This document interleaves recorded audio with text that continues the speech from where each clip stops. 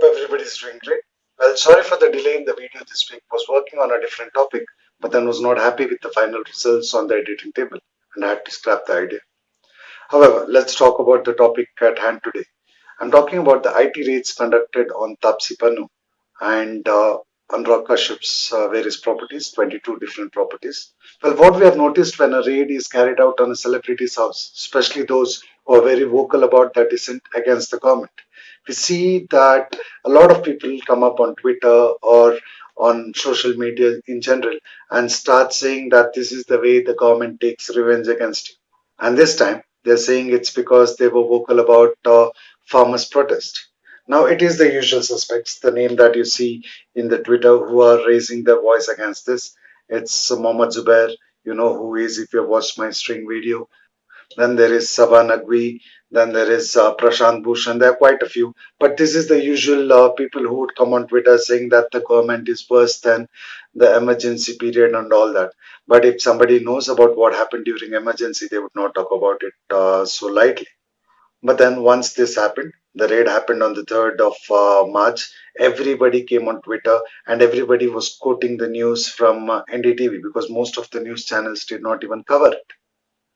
But then what happened after that? Everybody raised their voice, including a few politicians, and then everybody went silent. It's not just Anurag Kashyap and Tapsi Pannu. There's been raid carried out on Vikas Bail's house and his properties. There's been raid carried out on Madhu Bantana. There's been raid carried out even on Reliance Entertainment Industries that belongs to Anil Ambani.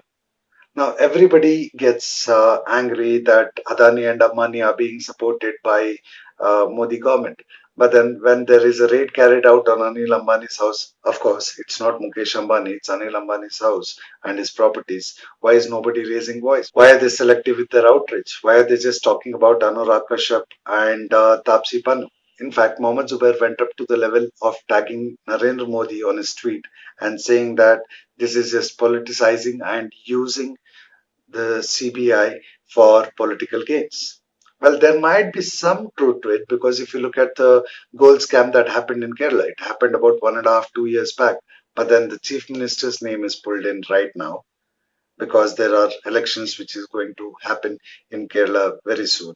But then having said that, should we let it go? Because once all this meltdown happened and then everybody went silent, IT department came up with a report on the 4th of March.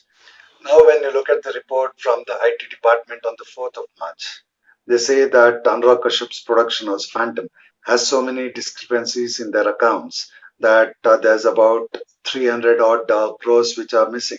Or rather, they have the account of the money, but they don't have records as to how this was used or how this was gained or how this was made. In fact, the IT team is now trying to find out if this was used for money laundering. There's a record that Tapsi Pannu has taken 5 crore cash so that she can avoid tax. Well, when you look at the amount that Tapsi Pannu has hid, it's about 20 crores. And when you look at Anurag Kashyap, it's more than 300 odd crores. Now, the total amount, when we talk about all the four of them, it comes up to around 650 to 700 crores. Now, you might say it's normal.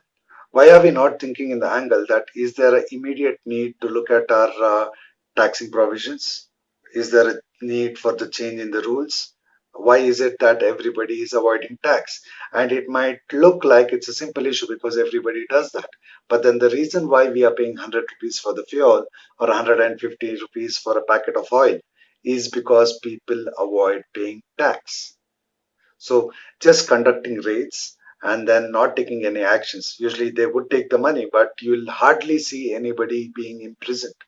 So do we need stricter laws when it comes to income tax, or do we need a change in the law as such? The reason I'm saying this is because if you look at the current situation, the rich is becoming more richer, the poor is becoming more poor, and the middle class is just getting the middle finger. So just conducting raids and then giving out reports for a day or two, then suddenly everything going silent. Is that good enough? Or is there a need that whenever an IT raid is carried out, that all the information that is available should be available on a public domain? Because if they have hid the money from the government, it's not only cheating on tax, but it's cheating the country. Because you are avoiding paying your tax there, all of us are being charged more on each and everything that we buy.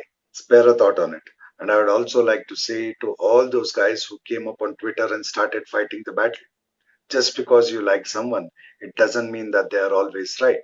Even I might be wrong sometimes, even you might be wrong sometimes. So wait for the results and then start talking. Now, the issue I have with Twitter warriors is that you raise a particular issue. Once the problems with the issue comes into light, you never come back and correct yourself. What do you end up doing? Outraging some people, gaining some followers, but on the ground, what difference did you make? Raising your voice just for the sake of gaining followers is not good enough. When you raise a voice against something, follow it up. And if you're wrong in something, accept the fact. I'd like to request anybody who's watching this video, please, please, please, when you raise your voice on Twitter, follow it up, whether it's wrong or whether it's right.